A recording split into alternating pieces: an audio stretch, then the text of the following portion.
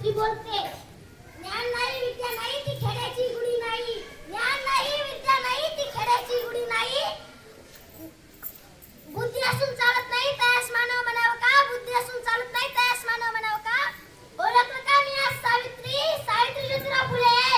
सातारा जिल्ह्यातील खंडाळा तालुक्यातील नायगावच्या खंडोली देवांच्या पाटलांची मी कन्या.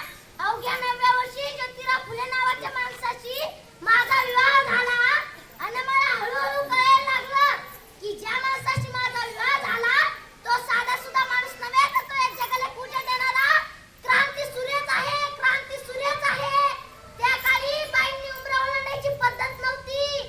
बाईच्या जातीने कसं आपण बरं आपलं घर आणि घरातील माणूस स्त्री पुरुष इत्यादीचा लय भेदभाव होता. पण या सर्वांवर एकच उपाय होता, ते म्हणजे शिक्षण. ते म्हणजे शिक्षण. शिक्षणाचा एकच ध्यास, एकच खुळा ज्योतिरावांच्या मनात होता. ज्योतिराव एकदा शिक्षणाचा प्रसार करत असताना फरान नावाच्या ब्रिटिश मॅडम त्यांना म्हणाल्या, मिस्टर फुले, तुम्हाला शिक्षणाचा प्रसार करायचा आहे ना. So educated who mean fool because who mean educated who house educated. कोण तुम्ही माणसं उमडल्या घराच्या बाहेरच पडू देत नाही. सो बॅड मिस्टर फुले. झालं ते आले माझ्याकडे पाटी पेन्सिल घेऊन आणि म्हणाले, मला सावित्री आजपासून मी तुला शिकवणार. झाला माझा अभ्यास सुरू. काना मात्रा वेलांटी याकार उकार बे के बे बेदोने चार बेत्रिक्सा हाच माझ्या मागे ध्यास. आणि मी लिहायला शिकले, वाचायला शिकले. आणि अशातच 1 जानेवारी, होय शनिवारी 1 जानेवारी 1848 रोजी पुण्यातील बिडाळ्यात पहिली मुलींची शाळा सुरू केली. पहिली शिक्षिका आणि मुख्याध्यापिका सुद्धा मीच. शेळपेटासारखं जगला तर काम तमाम होईल. शेळपेटासारखं जगला तर काम तमाम होईल. पण जर वाघासारखं जगला तर नाव होईल. पण जर वाघासारखं जगला तर नाव होईल. धर्म बुडाला म्हणून कोल्हे सुरू होते. अहो धर्मासाठी माणूस की माणसासाठी धर्म. इतका तकलाबू असू शकतो का हा धर्म. अहो एखाद्या सर्वसामान्य माणसाने शिक्षण घेतलं तर कोणता धर्म बुडतो. इतका तकलाबू असू शकतो का हा धर्म. अहो शाळेत जाताना चिखल फेकला तरी मी सहन केला. शेण फेकला तरी मी सहन केला. चुकलं तरी मी सहन केला. आता माझ्या सहनशीलतेचा अंत झाला होता. एक धोतीकर माझ्या पुढे येऊन कसा बोलतो, एक टवळे कुठं निघालीस. आधी आमच्या पोरीबाईंना शिकवणं बंद कर. तुला तुझी आबरू प्यारी आहे का ते शिक्षण. तुला तुझी आबरू प्यारी आहे का ते शिक्षण. अशी घेतली आणि सणकन त्याच्या कानाखाली लावली आणि सुनावलाय. आता आलाय थोबाड फुटलाय. आता आलाय थोबाड फुटलाय. पण जर तुझी पुन्हा आला ना, तुझ्या रक्ता नाही जाती रंगवेन. तुझ्या रक्ता नाही जाती रंगवेन. स्त्री कोणत्याही जातीची किंवा धर्माची असो, कोणती नाही त्यांना देवी करत आलेली आहे. अहो एखाद्या स्त्रीचा नवरा वारला म्हणून तिला सती जायचं का. आपला नवरा वारला तर तिचा काय दोष असतो. यासाठीच आम्ही काम केलं. पहिली माझी ओवी ग सावित्री. मी आज सावित्री बोलते.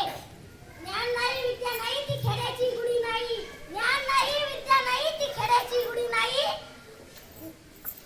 बुद्धी असून चालत नाही त्यास मानव म्हणावं का. बुद्धी असून चालत नाही त्यास मानव म्हणावं का. ओळखलं का मी आज सावित्री. सावित्री ज्योतिराव फुले. सातारा जिल्ह्यातील खंडाळा तालुक्यातील नायगावच्या खंडोली देवांच्या पाटलांची मी कन्या. अवघ्या 9व्या वर्षी ज्योतिराव फुले नावाच्या माणसाशी माझा विवाह झाला. आणि मला हळूहळू कळायला लागलं की ज्या माणसाशी माझा विवाह झाला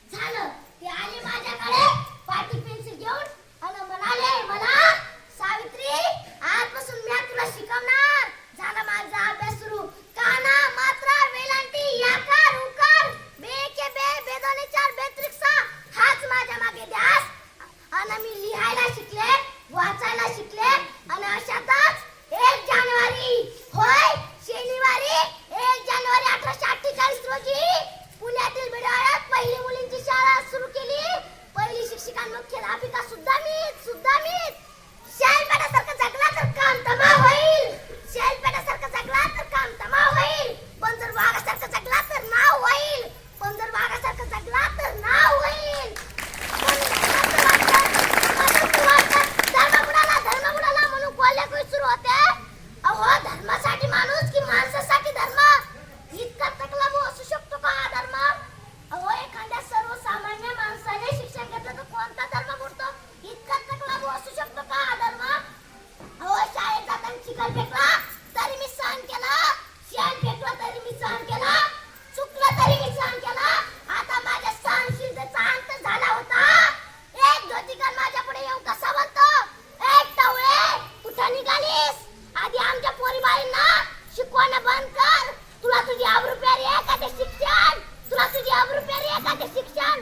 अशी घेतली आणि सनकन त्याच्या कानाखाली लावली आणि सुनावलाय. आता आलाय थोबाड फुटलाय. पण जर तुझी पुन्हा आला ना तुझ्या रक्ताने इधर तिरंगवेन. स्त्री कोणत्याही जातीची किंवा